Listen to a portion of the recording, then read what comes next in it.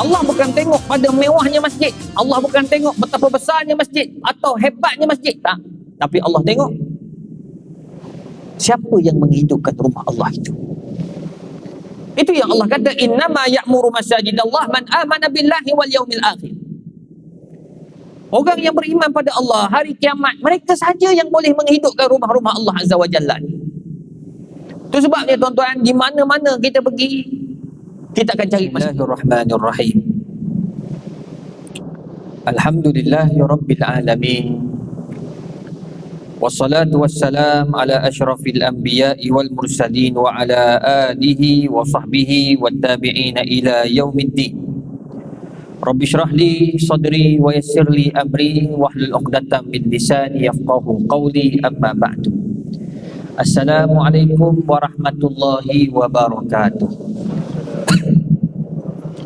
Pertama sekali kita bersyukur kepada Allah Subhanahu wa taala kerana dengan izin dan limpah kurnia-Nya pada malam ini kita dapat sama-sama tuan-tuan dan puan berada dalam rumah Allah. Kita dapat sama-sama menghayati kenikmatan masjid yang indah sebenarnya. Kalau tengok masa saya sampai tadi, saya tengok, saya terkejut. Saya kata ni stesen LRT ke apa? Rupanya masjid. Betapa indahnya masjid kita ni tuan-tuan. Itu pun faqalilan min ibadiyasy syakur. Tak ramai orang yang bersyukur. Apa tanda syukur? Antara tanda syukur, kita datang dan kita imarahkan rumah Allah itu. Kalau di mana-mana kita pergi, orang kata datanglah masjid, datanglah masjid. Itulah sebabnya tuan-tuan. Sebab kita ni tak kurang 6,000 masjid seluruh negara tuan-tuan. Tak kurang, betul kan? Tak kurang. Tak masuk lagi surau-surau masjid, surau-surau Jumaat. Nak kata mewahnya masjid dan surau kat kita ni tuan-tuan. Nilai masjid ni hampir 20 juta. Hampir. Saya pergi ada satu masjid baru ni 300 juta. Mewahnya masjid, alhamdulillah. Tapi ni tuan-tuan, Allah bukan tengok pada mewahnya masjid, Allah bukan tengok betapa besarnya masjid atau hebatnya masjid, tak. Tapi Allah tengok siapa yang menghidupkan rumah Allah itu. Itu yang Allah kata, innama ya'muru masajidallah man amana billahi wal yaumil akhir. Orang yang beriman pada Allah, hari kiamat, mereka saja yang boleh menghidupkan rumah-rumah Allah Azza wa Jalla. Itu sebabnya tuan-tuan, di mana-mana kita pergi, kita akan cari masjid. Saya banyak negara saya pergi tuan-tuan. Allah bagi rezeki banyak negara pergi. Pusing sana, pusing sini. Banyak tempat. Tempat yang paling kita suka pergi bila kita pergi, senang nak sembahyang. Itu satu. Nombor dua, senang nak makan makanan halal. Tak naklah pergi jalan sikit nak makan babi. Sana babi, sini babi. Babi mana-mana tuan-tuan. Pening kita. Oh, nak pergi tak ada mood. Betul tuan-tuan. Saya beberapa kali orang ajak pergi China. Pergi sekali cukup. Banyak kali tak boleh tuan-tuan. Kadang-kadang saya mikir mana aku nak makan ni. Walaupun ada kedai halal, tapi nak cari tu. Jumpa pun kadang-kadang kita tengok kebersihan pula. Aduh, halal-halal kebersihan. Pergi Pakistan, pergi India, halal tapi bersih lah pulanya. Makan makanan halal, lembu sembelih elok, tapi berak cirit 3 hari. Sebab apa? Kotor. Bang, itu sebabnya nak pergi mana-mana kita cari masjid. Yang kedua, makanan halal. Adik saya pergi Jerman. Dia buat engineering kat sana. Kemudian ada kursus 3 bulan. Dia kata nak semayang Jumaat, dia kata keluar daripada pejabat 1 jam sampai ke masjid. Semayang 1 jam, balik pula 1 jam. 3 jam bang. Nak semayang Jumaat. Ini sebelum PKP. Kita tuan-tuan, jeling dia nampak dalam masjid pun tak pergi lagi. Itu masalah tu yang Allah kata, innama ya'muru masajidallah man amana billahi wal yaumil akhir. Kenapa? Allah nak tengok sejauh mana kamu beriman pada Allah dan hari kiamat. Saya nak kongsi pada tuan-tuan sebelum saya masuk pada tajuk ni. Saya pergi Palestin. Saya antara orang yang banyak pergi ke Palestin tuan-tuan. Pergi bagi bantuan. Pergi bantuan pun saya pergi sambil-sambil bawa jemaah. Orang bagi kim, tengok $10,000. Sampai sana, dia tak boleh bagi sembarangan, tak boleh, dia ada tempat nak bagi. Jumpa orang tu kena jumpa dan bagi pada tempat yang betul. Sebab ramai yang mengaku ni, mengaku imam cukup ramai. Ana imam Masjidil Aqsa. Dia kata aku imam Masjid Aqsa. Pergi tanya tu imam besar dia, kata tak kenal siapa mamak ni. Rupanya dia imam, tapi salah satu masjid atau surau dekat Masjid Aqsa. Pergi kita, orang suruh bagi kat Masjid Aqsa. Jadi cari, dia sampai sana kita bagi. Tuan-tuan, banyak tempat kita pergi, antaranya Masjid Aqsa. Sampai Palestin, tuan-tuan, tempat yang saya rasa indah dan saya belajar banyak benda. Antara perkara, bila saya sampai kat sana, nak pergi daripada hotel nak sampai ke Masjid Aqsa tu, Masjid Kipli tu, nak sampai ke Masjid Aqsa, Masjid Kipli 1 jam, lebih kurang 1 kilometer perjalanan. Tuan-tuan, bila kita sampai tu tengok jauh, dan saya selalu pergi Masjid Aqsa tu, Masjid Kipli tu, kalau semayang dapat 3 soft tu alhamdulillah. 1 soft orang Arab, 2 soft orang Melayu. Indonesia, Thailand, Malaysia, orang Arab 1 soft je. Sebab ada sebab orang-orang tua tak boleh, orang muda tak boleh masuk Masjid Aqsa. Dia tak bagi. Nak masuk, tuan-tuan, ni kita masuk pintu sini tak ada masalah, sana tak ada masalah, situ tak ada masalah. Dekat Palestin, dekat Masjid Aqsa, tuan-tuan nak masuk, Israel keliling masjid, tuan-tuan. Kalau duduk saja tak apa sambil isap okok. Ni senepang peluru hidup. Silap sikit dia tembak, macam mati katak kita dia buatnya, tuan-tuan. Ni Yahudi jahat tak jahat. Dia tembak macam tu je. Dia nak tembak, dia tembak. Yahudi jahat tak jahat ni Yahudi ni. Dia tembak macam tu. Kita ya Allah ya Tuhan, risau kita, tuan-tuan, dia buat ni. Nak masuk takut, keluar takut. Ada sekali tu lepas kita orang balik, laluan yang kami lalu tu kena bom. Bayangkan bila time waktu subuh. Tengok, nak masuk susah. Kita insaf bahawa alhamdulillah masjid negara kita ni aman untuk dimasuki. Tak ada tentera jaga, tapi tak ada orang juga. Tak tahu sebab apa. Itu satu. Saya pergi masuk surau-surau kecil, memang bila pergi masuk surau-surau kecil tak ramai. Ada 4 orang, ada 3 orang surau je. Alhamdulillah boleh masuk. Saya rasa kalau kira dekat 100 orang atau 200 orang boleh masuk. Tapi tuan-tuan, 4 orang, 6 orang, 7 orang, itulah kehadiran jemaah-jemaah dekat surau-surau dekat Masjid Aqsa.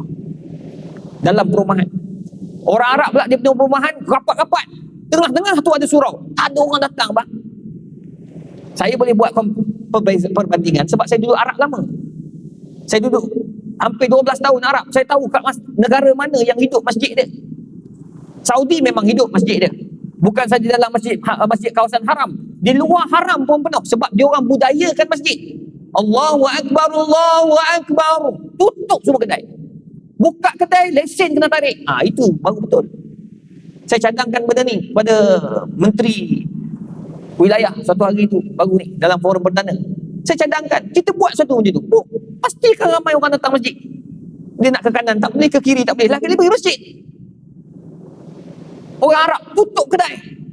Perempuan tak boleh beli, lelaki tak boleh beli. Kita Jumaat, Jumaat khatib dah. Assalamualaikum warahmatullahi. Allah dah bagi tahu, idza nudiya li salati min yaumil jumu'ati fas'au ila dzikrillah wa dzarul bai'. Jauhkan jual beli. Bang, makan sup lagi bang, katakan. Ni dekat beberapa masjid ni. Sampaikan pihak AJK masjid terpaksa arah pula tutup amar ma'ruf nahi munkar. Tutup bang, orang dah qomat, orang dah azan. Boleh dia kata apa? Saya tak jual. Habis siapa jual? Isteri saya yang jual. Siapa yang makan? Jemaah masjid. Tengok, dia nak tipu lagi. Macam Yahudi. Yahudi Allah tak bagi dia ambil ikan pada hari Sabtu. Tapi dia tahan pukat hari Jumaat, ambil hari Ahad. Apa bezanya kita? Allah tak bagi jual hari Jumaat. Waktu Jumaat, waktu solat Jumaat tak boleh jual.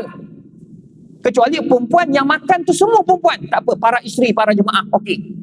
Sementara tunggu suami sembahyang Jumaat, isteri-isteri makan. Tak apa. Ini masalahnya, isteri sembahyang Jumaat, suami makan mi. Bang, ini berlaku. Sampaikan khatib terpaksa bagi tahu. Tuan-tuan yang makan kat luar sana, haram jual beli di luar sana. Terpaksa bagi tahu, tuan-tuan. Kenapa jadi begitu? Ni, iman. Innama ya'muru masajid Allah man amana billahi wal yaumil akhir. Tu, bila saya pergi sana baru saya tahu tuan-tuan, masjid dan surau tidak hidup. Maka benarlah apabila Allah Subhanahu wa taala sebut, ya ayyuhalladzina amanu atti'ullaha wa rasulahu wa la tanaza'u fatafshalu wa tazhaba rihukum. Kenapa orang Palestin tak boleh nak merdeka daripada Israel? Tak boleh merdeka daripada Zionis. Kerana apa? Mereka berpecah belah. Masjid mereka mati. Orang Arab dekat Palestin ada beberapa ideologi.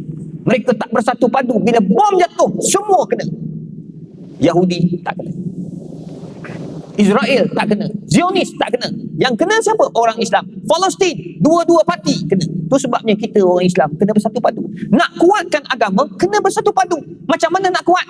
Masjid. Itu sebabnya Nabi bina Masjid Quba, kemudian Masjid Nabawi sallallahu alaihi wasallam. Sekarang ni tuan-tuan, macam mana kita nak hidupkan rumah Allah ni? Nak kejar 27 pahala tu. Ni pengurusi ni macam-macam cara dah tuan-tuan. Malam ni makan free pula. Raya makan baru 3 bulan. Kalau 3 tahun tak tahu berapa hari makan free. Bayangkan tuan-tuan, dah macam-macam cara nak bagi hidupkan masjid ni. Masa bulan Ramadan, alhamdulillah kita belajar, kita dapat hidupkan rumah Allah Azza wa Jalla. Suka datang. Pengurusi, AJK, imam paling happy sekali. Itu sebab imam baca bulan Ramadan sedap. Sebab dia semangat tau, semangat ramai orang. Alhamdulillahi Rabbil Alamin. Suara pun sedap. Pusing belakang, tengok penuh orang belakang. Bulan Ramadan. Syawal hilang bang orang. Tu sekarang ni ada masjid-masjid, taman-taman buat poster mencari orang hilang. Hilang Ramadan penuh sebelakang, macam mana Syawal hilang? Tak apalah, kita kata Syawal ni sibuk dengan bulan makan. Madih raya lekat dekat jam, saya tak nafikan tu. Lepas ni tuan-tuan, ni hari ni last. Kita tengok macam mana esok. Adakah sama macam bulan Ramadan? Itu yang kita kena bermuhasabah. Maka tak lain dan tak bukan, iaitu al-istiqamah. Kita perlu istiqamah. Nak istiqamah ni tuan-tuan sangat berat. Perlukan kepada mujahadah. Apa itu istiqamah? Hiya sulukus siratul mustaqim. Iaitu ikut jalan yang betul secara konsisten. Maknanya kalau kita datang masjid, kita konsisten datang masjid. Tak kisahlah tuan-tuan nak datang kat sini ke, nak datang ke tempat lain ke, tak kisah. Yang penting konsisten. Macam mana nak konsisten? Ulama ajar buat 40 kali. Ni bukan Nabi ajar. Jangan pula kata Ustaz Izzah buat hadis bid'ah pula. Ni sekarang ni salah tuan-tuan. Sebut sikit salah angka, dia kata ni Ustaz ni bawa bid'ah pula. Tak, nak bagi tahu ulama ajar. Saya diajar oleh guru saya Syekh Qurayyim Rajih. Dia ajar solat duha. Duha je. Pada tu masa tu 19 tahun umur saya. Ada beberapa isu je dia cerita, belah kali dia kata. Dia kata ingat izhar. Ya bunai, ingat. Ar-rizqun minallah. Rezeki Allah yang punya. Aku nak ingatkan kamu, kalau nak murah rezeki, jangan lupa solat duha. Bila kau dekat dengan Allah Azza wa Jalla, kau jaga Allah, Allah pasti takkan lupa kamu. Masa tu umur saya 19 tahun. Dia kata apa? Dia kata istaqim bi salatid duha. Istiqamah dengan solat duha. Kaifa ya Syekh? Macam mana cara dia istiqamah? Dia kata kau buat 40 yauman. Jangan tinggal 40 hari. Kalau tertinggal 1 hari, kau ulang balik 40 hari. Saya pun masa tu istiqamah. Kita budak-budak muda tuan-tuan. Bila budak muda ni kita kena lawan sikit. Lawan. Saya ingat kawan saya daripada Afrika, Muhammad Syamil Al-Jibuti. Dia pun buat, kami 2 orang sama. Semayang duha tu 40 hari. Bang, rupanya betul. Lepas 40 hari tu kita rasa nak tinggal hari ke-41 tu, sebab dah biasa, jadi tak ingat. Jadi tak berani nak tinggal. Bermula daripada saat itulah sampai hari ni tuan-tuan. Macam mana keadaan pun akan cari masa 2 rakaat. Mulakan dengan 40 hari. Ini ulama ajar. Kita buatlah. Saya, guru saya ajar, Syekh Qurayyim Rajih.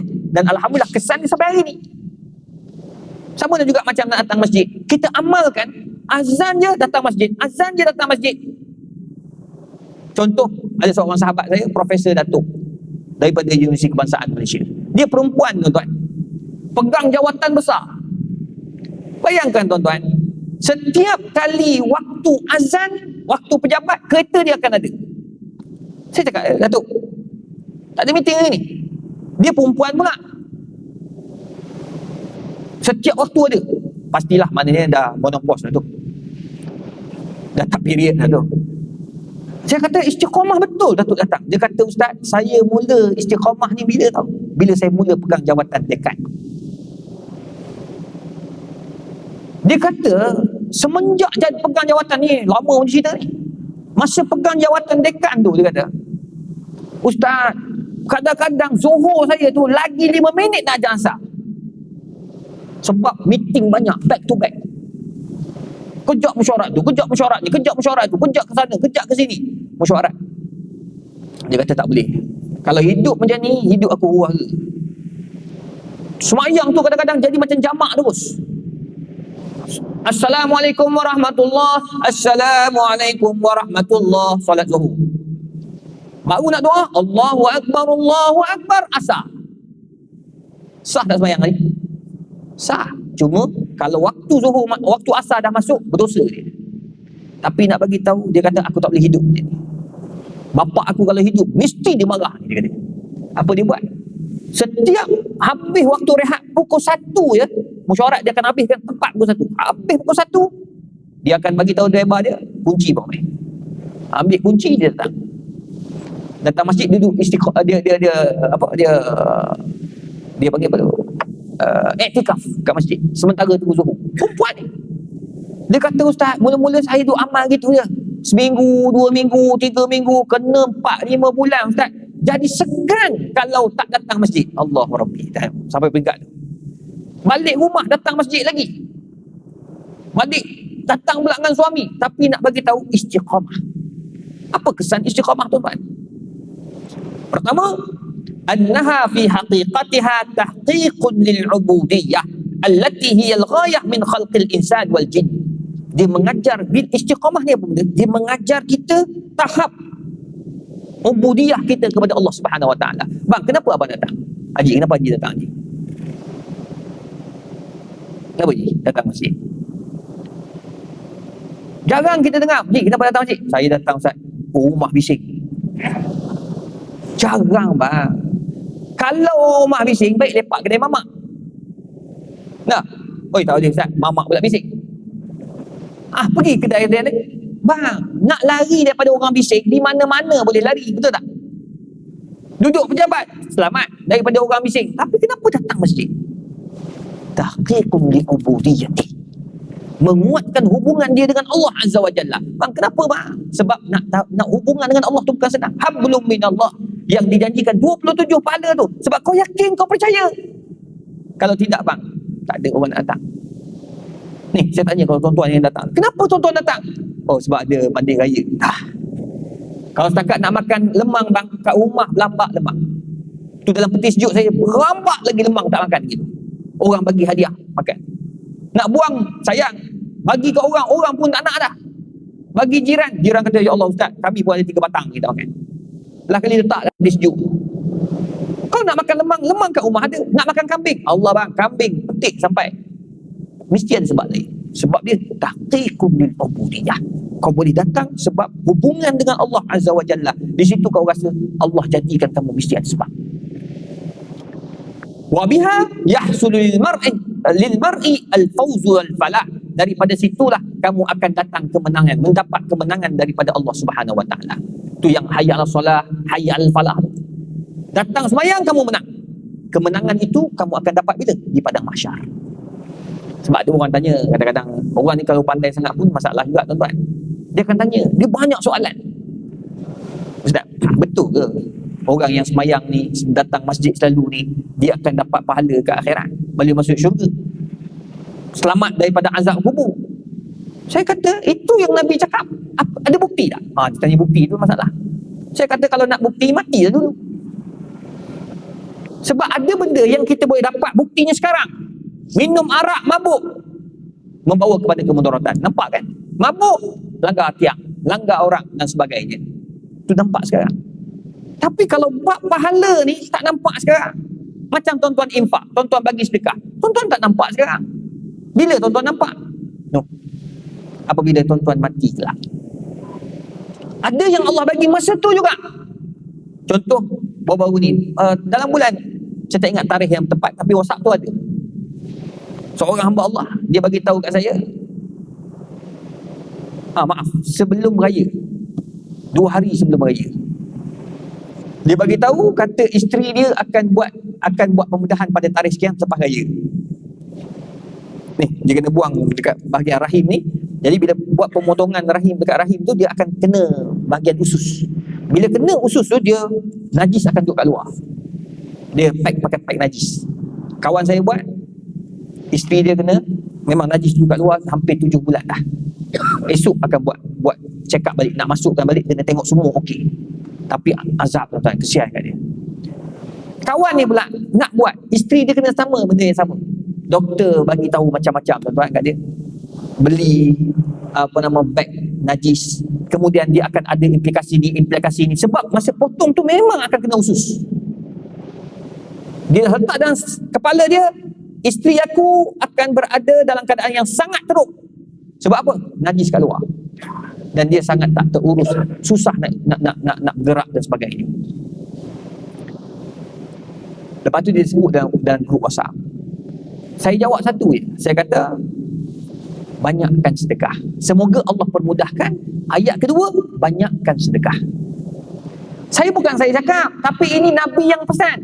Dawu mardakum bis sadaqat. Bagi orang sakit kamu, ubati orang sakit kamu dengan sedekah. Tuan-tuan tahu tak apa dia cakap? Dia kata, masa ustaz tulis perkataan sedekah tu, saya marah kat ustaz. Saya tulis kat bawah tu, okey. Saya perasaan, okey. Saya pun tak tahu apa dia punya perasaan. Dia kata, ustaz, masa ustaz cakap sedekah tu, saya marah gila kat ustaz. Dalam bahasa mudah dia kata, tak guna ustaz ni. Aku dalam keadaan susah, bini aku dah tak ni, aku keluar duit banyak untuk tanggung kos perubatan. Dia suruh aku sedekah, nak sedekah apa lagi? Di dalam perasaan sekarang macam dia lepas perasaan macam tu lah. Bang, dia kata, ustaz, masa tu memang saya marah ustaz. Sehinggalah Allah nak tunjuk pada suatu hari, sehari sebelum isteri dia buat pembedahan. Pukul 1 petang, sehari sebelum, dia belikan nasi ayam. Isteri dia sangat suka nasi ayam tu, dia belikan untuk isteri dia. Sebab esok pembedahan. Dia beli, dia bagi pada isteri dia. Yang makanlah. Isteri dia dalam keadaan takut. Esok pembedahan besar, bukan kecil-kecil. Sebab dia masuk pembedahan pukul 2 petang, keluar pukul 10.30 malam. Pembedahan ni bukan kecil-kecil anak ni, pembedahan besar. Takut bini ni, tak mau minum, tak mau makan, nak minum susu je. Makan ringan-ringan je, makan buah gitu, dia tak happy dah. Suami cakap, dah beli, nak buang sayang. Tuan-tuan tahu apa dia buat? Dia pun ambil jalan keluar. On the way nak keluar tu, nampak seorang kakak sedang bersihkan hospital tu. Dia panggil cleaner. Dia tanya, kakak dah makan belum? Belum lagi, nak siapkan kerja sikit. Tak apalah, ambil lah ni, hadiah daripada saya, sedekah daripada saya. Dia beli tu untuk isteri dia tau. Isteri tak makan, maka dia ambil benda tu, dia sedekah. Sedangkan Nabi kata, kalau nak sedekah benda yang kita sayang. Ini benda tak habis kau nak bagi, ataupun benda tak yang beli untuk orang lain kamu nak bagi, Allah masih terima. Dia bagi kat kakak ni, kak makanlah kak, isteri saya tak makan, saya sedekah kat akak doakan isteri saya esok buat pembedahan selamat kak ya. Kakak ni masa tu juga dia doa, semoga Allah permudahkan urusan isteri tuan. Sebab saya tu, esok pembedahan tu berlaku 2:30 sampai 10, 2 petang sampai 10:30 malam. Pukul 11 tak dengar cerita apa lagi. Esok doktor datang jumpa. Dia pergi beli pack beli alat untuk najis semua tu. Dia dah standby semua dah, duit untuk bayar. Doktor panggil dia masuk. Doktor tanya, kata, tuan, alhamdulillah pembedahan isteri tuan berjaya dengan baiknya. Alhamdulillah, syukur dia. Nangis dia. Yang kedua, saya nak bagi tahu kepada tuan, masa tu dia dah kepala dah, bahawa usus isteri dia dah ada kat luar dah. Maknanya dia buang air kat luar. Dalam tempoh 6 bulan minimum. Letak dalam kepala dah. Tahu tak doktor cakap apa? Telah berlaku keajaiban. Telah berlaku keajaiban tuan. Pembedahan berlaku dengan selamat, termasuklah pembedahan membuang sis itu tidak kena pun pada usus isteri tuan. Maka dia selamat. Najis tak perlu keluar di luar. Dia duduk tempat biasa. Terduduk dia. Terduduk. Doktor angkat dia. Dia terus pegang WhatsApp. Dia WhatsApp pribadi. Dia bagi tahu, Ustaz, pada mula saya sangat marah Ustaz. Hari ini saya bersyukur dengan Ustaz. Sebab dengan sedekah nasi ayam, hari ini isteri saya selamat daripada pembedahan yang sangat menakutkan. Tuan-tuan, baru saya tahu the power of sedekah. Tuan-tuan, kadang-kadang kita tak tahu sekarang. Allah bagi macam tu. Ni bagi hidayah milik Allah. Dia kata mula-mula dia sangat marah. Dia kata, apa ke nak bagi? Aku tak bagi macam-macam kot. Nak bagi tu, bagi ni. Tak. Tu Nabi kata, sedekah yang paling disukai, sedekah ketika kamu nak bagi tu, kamu rasa tertekan sangat. Tu tadi. Sekarang ni Allah tunjuk, isteri kamu berjaya dalam pembedahan hanya dengan nasi ayam. Itu sebabnya tuan-tuan yang dirahmati Allah, keimanan itu datang bila kita ada kuat ibadah. Iman kita kuat. Iman kita kuat berdasarkan apa? Berdasarkan istiqamah yang kita lakukan dalam hidup kita. Itu yang pertama. Nombor dua, Allah Subhanahu wa taala sebut, fastaqim kama umir. Istiqamahlah kamu dengan apa yang telah diarahkan oleh Allah Subhanahu wa taala ke atas kamu. Apa maksudnya tu? Maknanya semua benda-benda yang baik teruskanlah. Jangan putus asa tuan-tuan. Kita ni kadang-kadang kita buat hari ni, esok tak buat dah. Macam pergi buat umrah. Ini musim orang nak pergi haji ni. 4 bulan ni antara yang terawal pergi. Ada yang pergi Mekah. Dia pergi Mekah buat umrah, semayang dekat masjid, tak pernah putus. Tiba-tiba bila balik, tak semayang dah. Dia tanya, bang, tak semayang ke bang? Alhamdulillah, masa kat Mekah itu banyak tu semayang. Jadi pahala yang hari tu banyak lebih lagi. Mana boleh macam tu? Dia kena istiqamah. Bila belajar di bulan Ramadan, bila belajar dekat kota Mekah, balik teruskan. Itulah yang kita kena belajar di Mekah dan Madinah. Mekah Madinah pelik tuan-tuan. Tuan-tuan perasan tak ni musim haji ni? Mekah Madinah pelik. Siapa yang bawa balik Mekah, tahulah. Siapa yang akan pergi Mekah, tuan-tuan akan tengok. Nak semayang Asar di Masjidil Haram, di Masjid Nabawi, nak semayang dalam kawasan-kawasan yang masjid ni, Masjid Nabawi okey lagi, azan boleh masuk lagi dalam. Kalau nak semayang kawasan Raudah, kena pergi awal lagi. Tapi kalau Masjid Haram, tuan-tuan, orang akan masuk sejam atau 2 jam lebih awal. Sekarang ni katanya 2 jam tutup. Nak masuk sebelum 2 jam. Kalau musim haji, 3 jam. Pandai-pandailah kau kawal kencing tu. Tu ada orang dia bawa botol tu, dia masuk dalam jubah, bertuah betul. Dia kata nak kencing. Tapi kalau kotor tak boleh lah. Dia kena cuci balik. Dia kena cuci. Macam-macam cara. Sebab duduk dalam tu 3 jam tak keluar. Azan, semayang 3 jam lebih. Lepas tu dalam dekat sana kan dia orang ada fatwa dia. Fatwa dia boleh ambil wuduk dengan semburan. Tabung haji pun bagi semburan. Agar kalau keluar memang tak boleh masuk terus. Keluar akan datangkan kemudaratan. Jadi dia ambil wuduk kat situ terus. Cuma botol tu cari tempat buang terus. Dia tak boleh letak kat situ. Nanti orang ingat air urin. Ada dah hak kena kat Mina. Allah, kenapa air lain? Itu bukan air urin, itu air kincin. Tuan-tuan, nak bagi tahu ni berlaku kat Mina. Depan saya berlaku tu. Saya kata lain macam. Saya buat. Rupanya ada jemaah tertinggal, dia nak pergi buang. Sambil-sambil tu minum air dulu, letak situ, dia tertinggal terus. Tu yang orang minum tu ingatkan air urin. Masuk dalam masjid tu, tuan perasan tak? Dekat Mekah Madinah, kita tunggu waktu solat. Kita tunggu waktu solat. Tambah duduk dalam Raudah. Ni Raudah ni, pengalaman Raudah ni, masuk Raudah pukul 9 pagi. Semayang Jumaat. Habis semayang Jumaat baru keluar. Sebab Raudah dia akan buka awal untuk semayang Jumaat.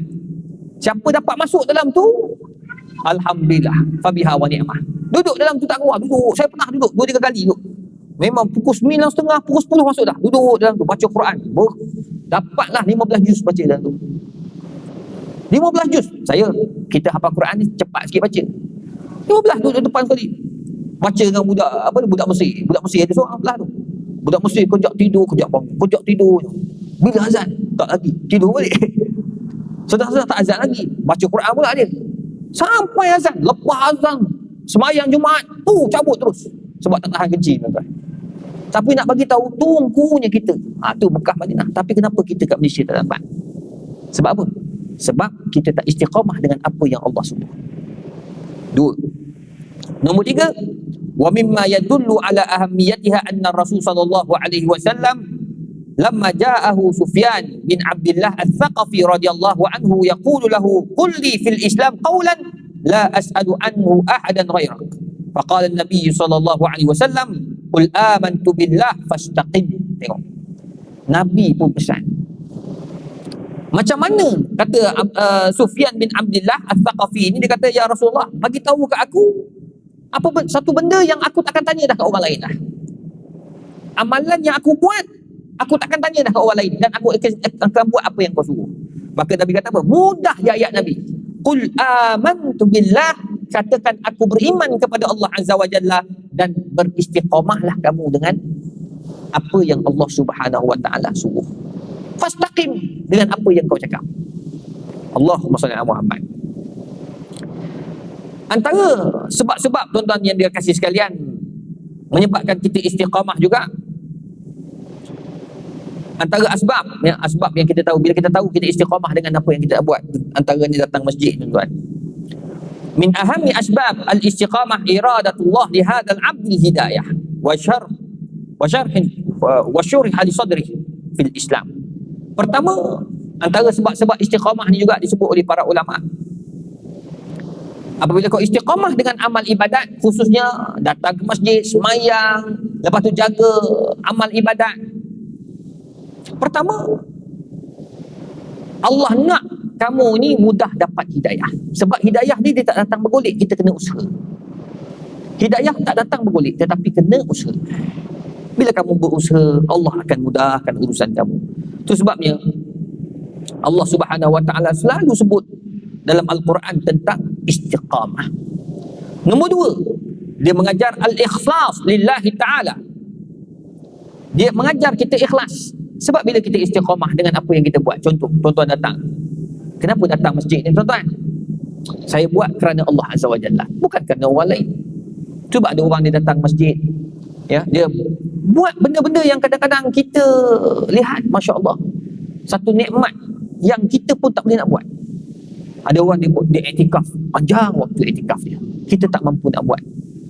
Kenapa macam tu? Sebab kita tidak ada keikhlasan. Tapi kalau orang datang ikhlas, tuan-tuan, buatlah apa dalam keadaan sekalipun, hujan lebat pun dia akan datang masjid. Itulah istiqamah.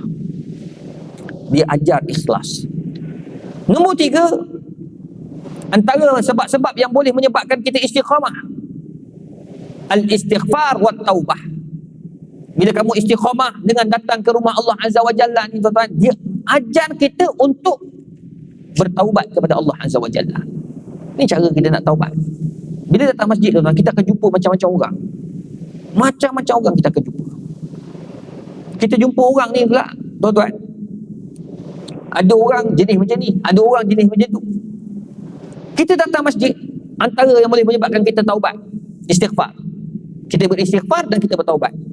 Allah tunjukkan dalam rumah Allah ni. Rumah Allah ni, tuan-tuan, macam-macam orang ada. Antaranya orang berpangkat. Orang tak ada pangkat ada, orang ada pangkat pun ada. Tapi, tuan-tuan, kita tak nampak benda tu kecuali setelah kita ditunjuk oleh Allah Azza wa Jalla. Contoh berlaku dekat Subang, dekat Subang Jaya. Ni cerita budak muda yang ikut saya, dia geng Surau Putrajaya. Dia ni polis. Suatu hari dia nak berhenti sembahyang dekat Subang. Dia bawa lah motor polis tu, dia parking dekat masjid tu, ambil wuduk. Jadi sebelum dia ambil wuduk, terasa nak buang air. Masa laluan nak pergi keluar air tu, nampak kereta parking kat tepi tu. Ada satu kereta mewah yang teramat.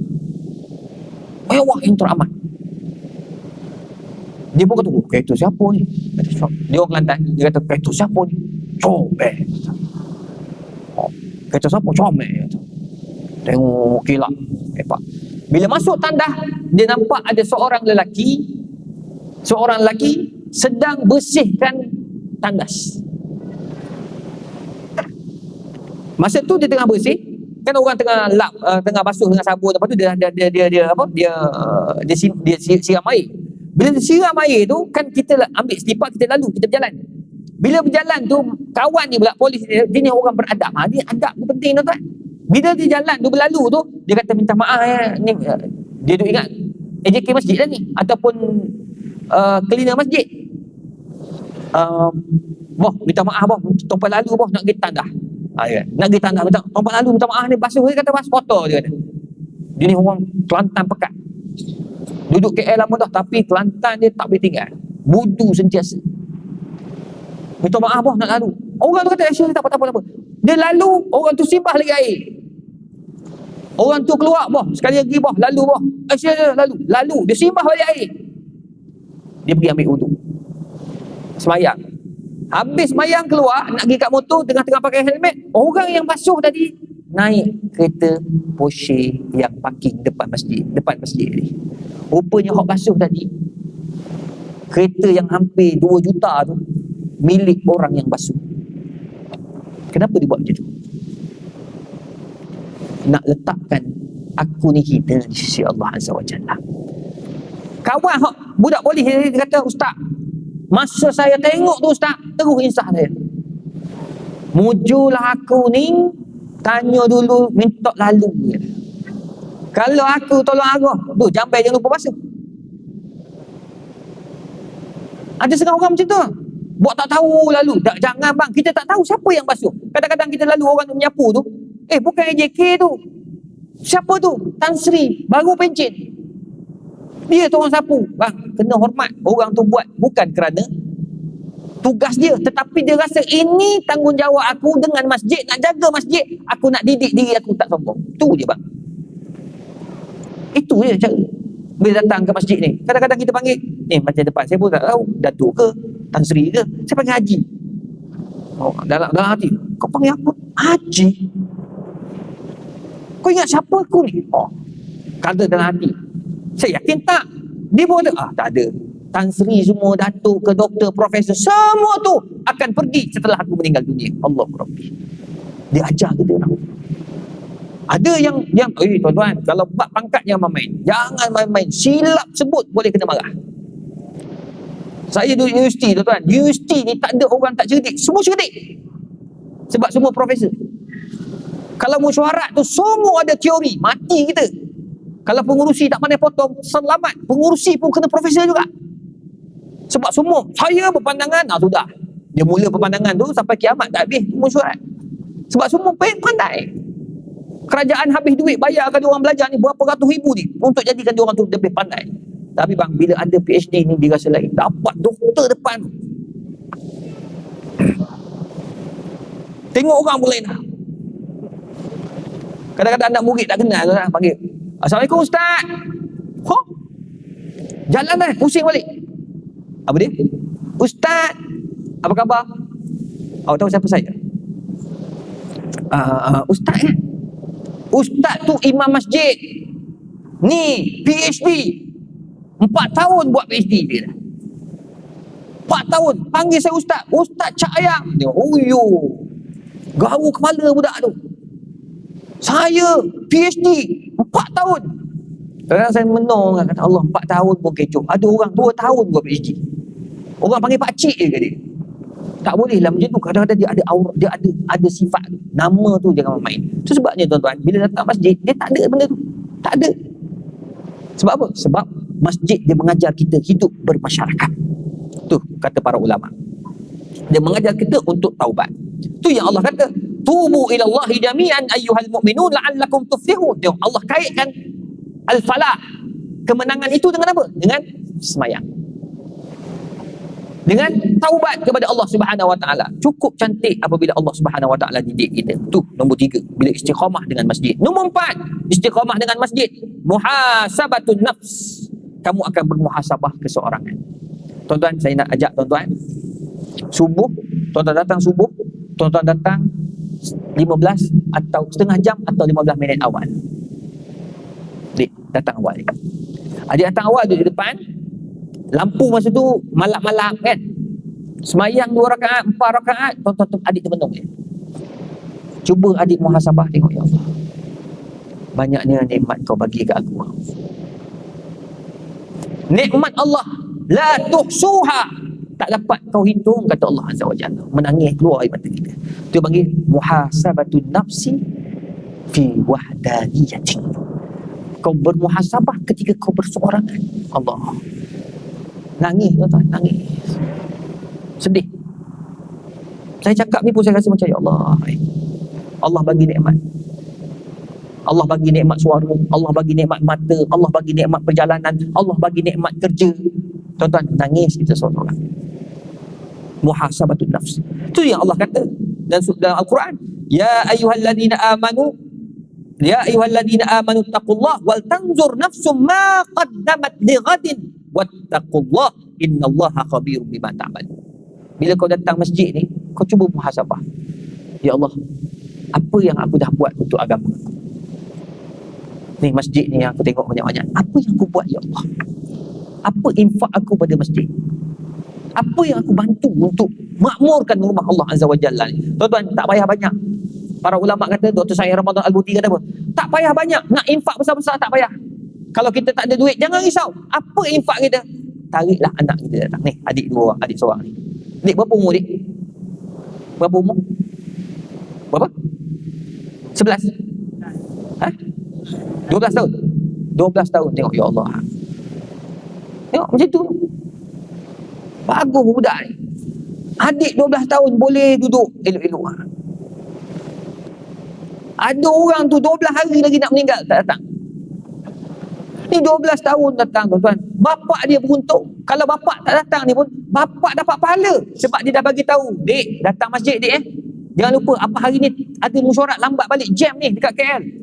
Adik datang, bapak dapat pahala. Ini dipanggil yang kita infakkan untuk hidupkan rumah Allah.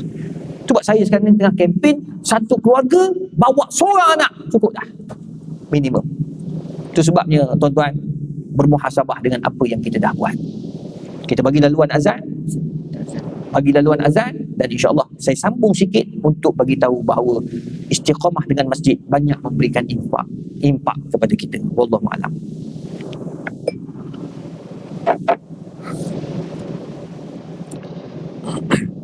Tuan-tuan yang dikasihi sekalian, maka benar Allah Subhanahu wa taala sebut tadi, ba'da a'udzubillahi minasyaitonir rajim, ya ayyuhalladzina amanu taqullaha wal tanzur nafsum ma qaddamat lighadin wattaqullah. Wahai orang beriman, takutlah kamu kepada Allah dan tengoklah pada diri kamu dan apa yang kamu buat untuk agama kamu. Cukup cantik. Bak anak pun cukup dah. Jadi kalau kita boleh fikir sedemikian, tuan-tuan, barulah kita akan dapat istiqamah dengan menghadiri ke rumah Allah Azza wa Jalla. Alhamdulillah tuan-tuan, hari ni saya tengok anak-anak muda pun dah mula datang masjid. Tu yang saya suka tu. Tadi pun saya dekat Lima Meridian tadi ada program untuk halal kebangsaan dan antarabangsa. Dirasmikan oleh Yang Amat Berhormat Perdana Menteri. Ada satu dana lebih kurang 1 juta. Dia rintitan daripada yang sebelum lah, untuk kembangkan ekonomi halal. Menariknya tuan-tuan, orang duk bobot kejar PM tu, saya kat belakang, kita jalan je lah. Nak berebut tak lah, berebut bagilah orang nak jumpa kan. Tiba-tiba habis PM balik je, tiba-tiba datang 2 anggota polis.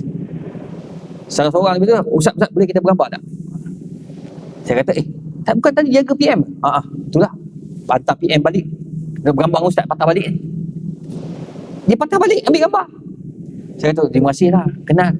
Dia kata, ustaz, kita orang selalu tengok ustaz dalam YouTube. Khususnya ustaz lah Khairi dengan ustaz Hasdin Bollywood. Suka, dia kata, dekat dengan orang muda. Waktu tu datanglah budak-budak lain datang bergambar. Adalah geng-geng profesor tu tengok, dia kata, budak-budak tu kenal ke mana? Kenal kat masjid je. Bila kita kenal budak-budak kat masjid, tuan-tuan, kita layan geng-geng muda ni. Tu sebabnya dia orang suka, dia orang appreciate. Tu sebab Ustaz Azhar Idrus, dia lepas kuliah, dia tak makan masjid. Pernah tak jemput? Kalau jemput dia tak makan masjid. Dia dah bagi tahu, PA dia bagi tahu dia takkan makan kat masjid. Sebab dia akan lepak dengan budak-budak 20 ke 30 orang budak-budak muda. Tu sebab budak-budak muda suka dia. Kena bodoh 7 kali pun tak apa. Orang hantar semayang, bodoh pun tak apa, yang penting minum teh tarik dengan dia. Tu cara dia. Orang muda, macam mana nak tarik orang muda. Tu kadang-kadang saya belajar tau. Ustaz Abdul Samad, dia tarik orang muda. Budak muda ikut dia berapa ramai. Tu sebabnya benda-benda macam ni yang kita kena dekatkan. Kita kena bagi, hidupkan masjid ni dengan rumah budak-budak muda, anak-anak muda. Alhamdulillah, suka tengok anak-anak muda ni. Ni pun ramai budak-budak muda ni yang ambil gambar ni, video ni, budak-budak muda semua ni. Jarang saya jumpa orang tua ambil gambar. Video ambil, dia pun cari. Dia tak jumpa sebab dah mata pun dah kelabu kan. Kesian kan dia. Bagi orang muda-muda buat. Tengok, alhamdulillah budak-budak muda buat cantik, video cantik, dia buat YouTube, juta orang tengok. Sekarang budak-budak muda ni dia rakam, dia potong-potong pula masuk TikTok. TikTok ni ramai orang tengok. Jadi biarlah budak-budak muda tengok. Tu sebabnya tu kaedah dakwah hari ni. Dia tak boleh, dia tak boleh sama, tak boleh. Dia kena berubah-ubah. Tuan-tuan dikasihan. Hasil daripada daripada yang muhasabah tadi, maka akan lahirlah apabila kamu istiqamah, apa yang kamu akan dapat? Nombor 5, kamu akan dapat ilmu. Yarfa'illahu alladhina amanu minkum walladhina utul ilma darajat. Dekat masjid banyak ilmu sebenarnya. Dan sekarang ni alhamdulillah masjid-masjid sudah ada doktor-doktor perubatan pula mengajar. Saya galak kan, memang saya suka sangat. Cuma dia orang ni, pihak masjid akan minta lah tauliah khas kan. Dia ada tauliah khas, boleh minta. Sekarang ni yang layak bercakap, fas'alu ahla dzikri in kuntum la ta'lamun. Nak cakap bab perubatan, jangan bagi ustaz. Dekat Penang, Kedah sekarang ni doktor bagi kuliah. Tajuk dia darah tinggi. Tengok kuliah maghrib darah tinggi. Semua orang datang bang, memang dia darah tinggi pun. Dia nak tahu apa ubat ni. Ni biar yang cakap tu orang pakar. Yang cakap tu doktor. Dia tu ada kelayakan daripada KKM, Kementerian Kesihatan Malaysia. Dia cakap, tuan-tuan, apa punca darah tinggi? Punca darah tinggi pertama, kedua, ketiga, keempat. Baru ni tentang jantung. Ramai orang kata, saya jantung, saya badan fit, tak gemuk, tak gemuk. Ramai orang salah faham. Jantung ni dia bukan kira orang kurus gemuk. Kadang-kadang orang gemuk tak ada jantung. Yang kena bersatu badan. Main futsal tiap-tiap malam, tengok jelepek jatuh, meninggal. Kenapa? Jantung, heart attack. Ada main badminton, baru nak sembahyang, dah rebah. Kebetulan pula malam tu main badminton pakai seluar pendek. Wabillahi taufik. Tu sebabnya pakai panjang-panjang terus. Ada orang kata tak apa, nanti kan dah tua sikit, kita taubat lah. Takut tak ada taubat. Baik kau tutup aurat, saya siap. Biar mati tutup aurat. Cantik-cantik dia mati. Jadi nak bagi tahu tuan-tuan, dapat ilmu jantung sebab apa? Tajuk jantung, tapi janganlah tiap-tiap hari jantung lari orang. Daripada 7 hari tu ada 1 hari perubatan. Tajuk perubatan. Doktor tu buatlah subjek macam bidang lain. Nah, saya cadangkan begitu. Tak salah, mungkin Selangor belum ada yang buat. Di Kedah, di Pulau Pinang dah buat banyak dah. Mungkin kita boleh cadangkan tu. Saya lupa kalau cakap dengan mufti. Mungkin boleh cadangkan satu. Biar doktor bercakap. Ni sekadar bak darah tinggi yang cakap ustaz. Bang, itu yang ke laut tu. Kencing manis. Saya sebab saya buat kajian dengan doktor perubatan. Saya fake science. Bidang saya fiqh dan sains. Penulisan saya 600 artikel semua tu yang berkaitan dengan sains, fake dan sains. Ni saya dilantik oleh Musti untuk bincang, untuk buat kajian tentang vaksin halal. Kerajaan punya, kita nak buat oleh Musti. Bayangkan tuan-tuan, doktor-doktor ni dia ada etika nak cakap. Okey, kalau orang tu kencing manis, apa dia suruh makan? Dia ada ubat-ubat dia. Kalau nak bagi madu pun dia akan bagi tahu madu yang macam mana nak makan. Ni tak, ustaz yang jual madu semua lah. Lepas tu dia kata, tuan-tuan jangan risau tuan-tuan. Ni bila bukan bidang tu. Tuan-tuan kena kencing manis. Ada kawan saya kencing manis tuan-tuan. Dia makan madu saya ni, alhamdulillah. Darah kembali baik. Mamat ni pun belilah kawan kita ni. Pakcik ni pun beli. Dia darah tinggi 21. Makan-makan kaki kena potong. Dia kata, ni macam mana Nabi tipu? Dia marah Nabi pula lah. Bang, doktor cakap makan madu ni, madu tu dia kena makan berapa, dia ada dos dia. Satu hari berapa banyak makan. Dia tak boleh banyak. Sama juga macam buah tamar. Tuan-tuan, alhamdulillah, buah tamar ni tamar yang Nabi suka, tamar ajwah dia kata. Tu pun tak betul dah. Nabi tanam ajwah. Nabi suka rutab. Tuan-tuan, Nabi suka makan rutab, tuan-tuan. Makanlah rutab. Kencing manis hilang, tuan-tuan. Pakcik ni pun belilah. Makan 3 tandan, bang. Kencing manis makin tinggi mencanak. Ni pakar diabetes ni, dia kata ramai orang silap makan. Maka kena potong jari, na'udzubillah. Tak boleh lah macam tu. Dia kena, rupanya makan buah tamar ni dia ada. Kalau buah tamar Nabi, dia ada berapa biji makan kalau orang tu kencing manis. Kalau orang tak kencing manis, dia ada. Tu ilmu. Kalau kita belajar ilmu tu, kalau ustaz tu kalau doktor yang mengajar tu ilmu tu, kalau katakan yang mengajar tu akidah, kalau di Selangor akidah mesti kitab dia. Akidah Ahli Sunnah wal Jamaah. Dalam keadaan Selangor ni pun, akidah Ahli Sunnah wal Jamaah dia ajar kat masjid tu. Ada tak kurang 40 ajaran sesat yang difatwakan daripada 2016 sampai sekarang oleh mufti negeri Islam. 40 tak kurang. 50% daripadanya semua kata Datuk Mufti tak semayang Jumaat. Sebab mereka tafsir Jumaat tak wajib, cukup dengan mengingati Allah saja. Oh pula dah. Tu dia okey, ada pula. Semayang ni tak penting, yang penting hati ingat Allah. Niat saja, insya-Allah semayang zuhur dah siap. Tapi makan kau tak, kalau makan kau tak niat pula. Niat saja, tak payah makan. Balik. Tak, kau makan sampai 3 tong kau makan. Lain pula. Tu. Kahwin tak boleh pakai niat pula, mesti kena kahwin. Tu lah, macam tu pula. Itu sebabnya tuan-tuan, ilmu syariat sama juga. Banyaklah kalau nak masjid ni macam-macam dengan ilmu dah ada. Tapi kita tak datang. Bab talak. Masjid mana yang tak mengajar talak? Bab nikah. Semalam baru ni dekat masjid Shah Alam, ada orang cadangkan, dia nampak educated, cepat cakap orang putih. Dia kata, dia kata kita ni kursus kahwin ni bukan hanya 3 hari tetapi perlu 3 tahun. Itu bukan kursus, itu kuliah. Dapat ijazah lah tu kalau kat UKM tu. Ijazah kahwin. Sebab betul tak salah kat kakak tu. Sebab dia kata ramai orang tak faham tentang agama dia, syariat dia. Tu yang keluar bagi talak pakai SMS. Ada yang gantung isteri tak bertali. Ada yang bagi I talak you. Dia tak bagi tahu talak berapa. 1, 2, 3. Yang biasa tu dia bagi terus 1001 talak. Kau pilih daripada 1001 talak itu, kau nak berapa? Pula. Ada yang baru ni yang telefon saya dekat saya masa tu tengah beli barang dekat supermarket. Dia telefon. Banyak kali telefon. Saya tak kenal nombor. Saya pun angkat. Dah takut ada orang masalah ke. Saya, halo, Assalamualaikum. Assalamualaikum Ustaz. Nampak kalut. Saya kata kenapa pula ni? Siapa ni? Saya ni nama sekian-sekian daripada Taman Tun. Apa kes? Ingatkan kematian. Ada soalan Ustaz, boleh tolong jawab? Lah. Ini yang masalah kalau orang tahu nombor telefon ni, semua tempat kau nak tanya. Tanyalah dulu Ustaz free ke? Masa tu tengah angkat barang nak tu. Dah angkat, jawab je lah. Ya apa cerita? Ketepilah saya ni. Ustaz tolong Ustaz saya. Kenapa? Semalam saya bergaduh dengan isteri Ustaz. Saya bergaduh sampai ke pukul 3-4 pagi. Saya tak boleh terima Ustaz. Saya belah macam tu je. Kau belah di mana? Saya keluar pergi pejabat. Jadi saya tak balik.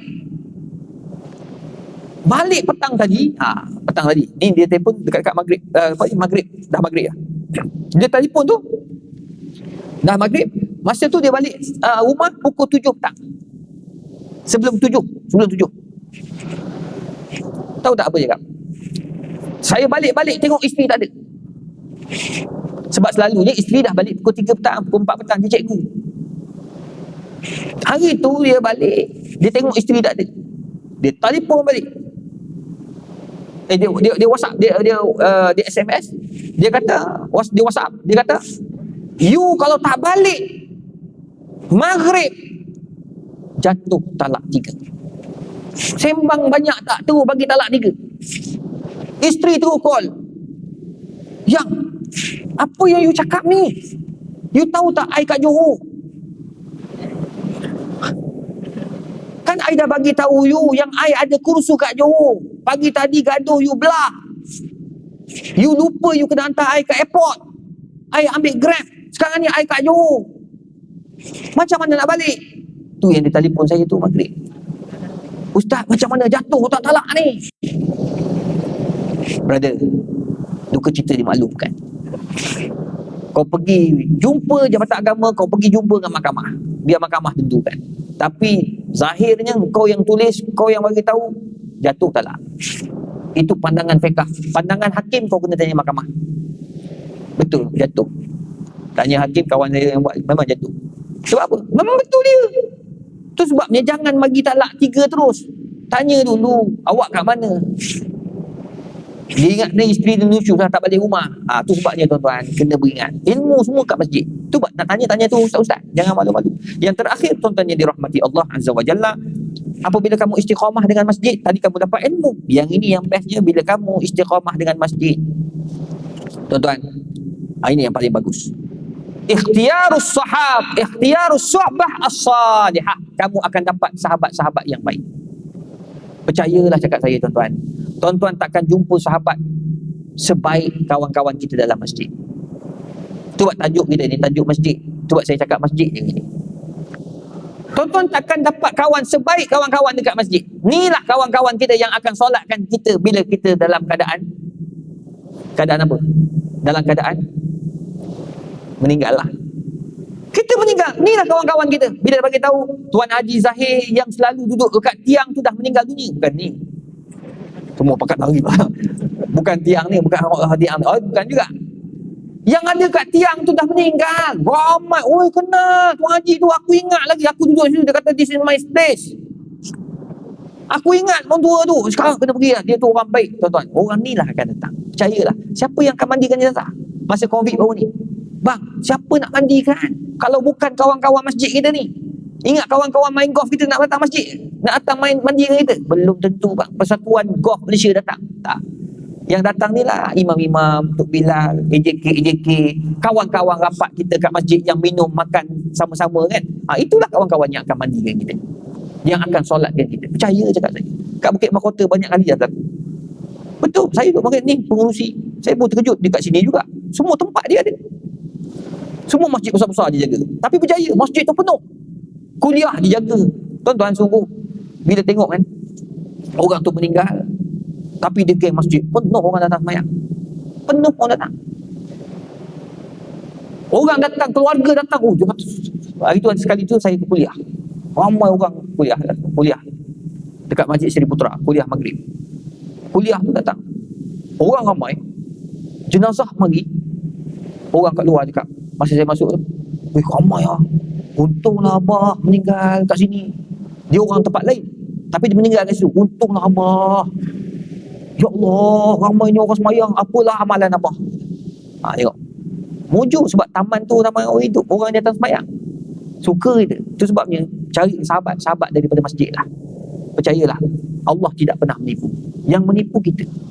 Jadi itu sebabnya carilah sahabat-sahabat yang baik. Sebab Nabi SAW, dia suruh kita mencari sahabat-sahabat yang baik. Sahabat yang baik takkan berlaku kecuali datangnya daripada geng-geng yang suka datang ke rumah Allah Azza wa Jalla. Semoga tuan-tuan yang dirahmati Allah, puan-puan yang saya kasih sekalian, kita dapat manfaat. Ya, jadi kita sama-sama buatlah. Sekarang ni saya tengah kempen saya di negeri Selangor dan juga wilayah persekutuan, sebab saya ada kuliah bulanan. Saya mengajar kitab. Jadi kempen saya, satu keluarga bawa satu orang anak. Kalau seorang, kalau dia boleh minimum seorang. Tapi kalau semua orang bawa 2-3, mesti penuh masjid kita. Tuan-tuan, takkan rugi. Kalau tak percaya, Masa tuan-tuan meninggal dunia, tu imam akan panggil, siapa yang boleh solatkan jenazah ini? Ada anak angkat tangan. Imam, saya anak sulungnya, saya anak tunggalnya, saya anak bongsunya lelaki, saya nak jadikan imam. Boleh ke ustaz? Silakan. Memang itu yang digalakkan oleh Islam. Masa tu tuan-tuan, ayah cukup gembira, ibu cukup gembira, walaupun ketika itu mereka sudah berada di dalam keranda. Gembira tuan-tuan, tengok anak kita yang semayang dengan kita. Apa lagi nak? Doa, Allahumma ighfir lahu warhamhu wa'afihi wa'fu anhu. Anak doakan, menangis anak. Mau malaikat tak aminkan, mau Allah tak angkat martabat ayah ibu bapa ni, bawa datang, percaya dia kata. Anak-anak ni kalau dia datang tuan-tuan, dia akan hidup dalam iman. Ayo kita gembling sama-sama tuan-tuan. Kerajaan alhamdulillah, Majlis Agama Islam negeri-negeri alhamdulillah dah sediakan masjid yang cantik ini. Dan sumbangan tuan-tuan pun ada kat situ. Alhamdulillah. Cuma apa yang tanggungjawab kita kena buat? Tariklah anak-anak datang. So kalau anak-anak datang, budak-budak datang, AJK jangan marah tuan-tuan. AJK ni janganlah marah. Alahai. Nampak budak mengalahkan Tok Mutim, cukup-cukup lah tu. Tak apalah duduk kat belakang ke, dia nak semayang bersama bapak dia ke, tak kisah. Yang penting kalau kita halau seorang, katakan ni, adik kau dah takut budak ni, pergi masjid, tak nak dia. Bila anak tak pergi, bapak tak pergi, siapa nak jaga budak ni? Kan? Jadi kita bagi tahu, kalau dia semayang sama-sama dengan bapak dia, kalau dia semayang penuh, tak ada masalah. Jangan dia marahnya dia. Ni sibuk, ada orang pula sibuk, dia tak sunat ustaz, najis. Relax lah. Bapak dia kena tahulah, cuci yang depan tu, cuci bersih-bersih. Kata Imam Nawawi, bersihkan cuci yang depan tu, suruh dia berwuduk, semayang penuh, tak ada masalah, soft tak putus. Kalau dia tengah semayang, dia lari ke belakang, itu sifat budak, jangan risau. Biar dia lari. Dia main pun dalam kawasan ni, kan, dia lari, tu baju merah, tu itulah budak. Kalau AJK lari, aku marah. Itulah budak bang, biarkan dia lari. Nabi anak cucu dari atas belakang kudakan Nabi SAW, Nabi tak marah pun, Nabi duduk sujud lagi lama. Jadi biarkan gitu, biar. Pernah berlaku, imam ni berlaku dekat satu masjid, dia dah masuk lah, setahu semua berlaku buat tadi tu, tengok ada budak, budak-budak belakang, soft belakang, sunat belum belakang, elok dia belakang. Hari tu saya kuliah kat situ, tu orang AJK masjid tanya, saya bukan main jawab, rupanya masjid tu yang berlaku.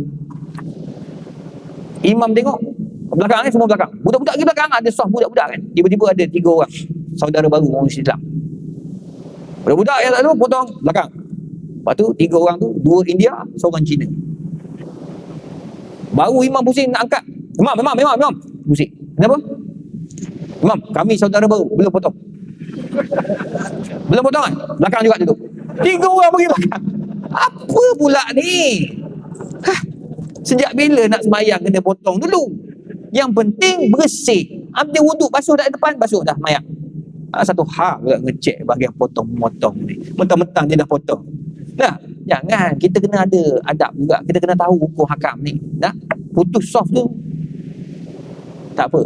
Dia tak putus sampai peringkat mana berdosa, tak. Ni sekarang ni jauh-jauh apa ni, satu soft satu sejadah kan. Ada sebab, tak ada masalah. Dia sunat. Ya, sunat. Dia bukan wajib. Mana rapat tak rapat. Kalau ikutkan sunnah betul-betul, rapat ni macam mana? Ni, tumit dengan tumit, belaga, bahu dengan bahu. Itu betul-betul. Daripada dulu sebelum PKP lagi tak pernah rapat kita pun. Semua kaki macam ni. Ada kangkang macam tu kangkang. Sebab baru selesa sikit. Jadi tuan-tuan perempuan, kita kena ada ilmu. Bila ada ilmu, insya-Allah masjid akan hidup. Tu tariklah budak-budak datang. Dia nak menangis ke, dia nak lari ke. Tu budak perempuan maksudnya. Tak ada masalah. Biarkan. Inilah cara dia, kita nak tarik anak-anak muda. Wallahu a'lam. InsyaAllah doakan saya juga tuan-tuan, apa yang baik daripada Allah, yang kurang daripada saya sendiri. Wabillahi taufiq wal hidayah. Wassalamualaikum warahmatullahi wabarakatuh. A'udzubillahi minasyaitonir rajim. Bismillahirrahmanirrahim. Alhamdulillahirabbil alamin. Wassalatu wassalamu ala asyrafil anbiya'i wal mursalin wa ala alihi wa sahbihi ajma'in.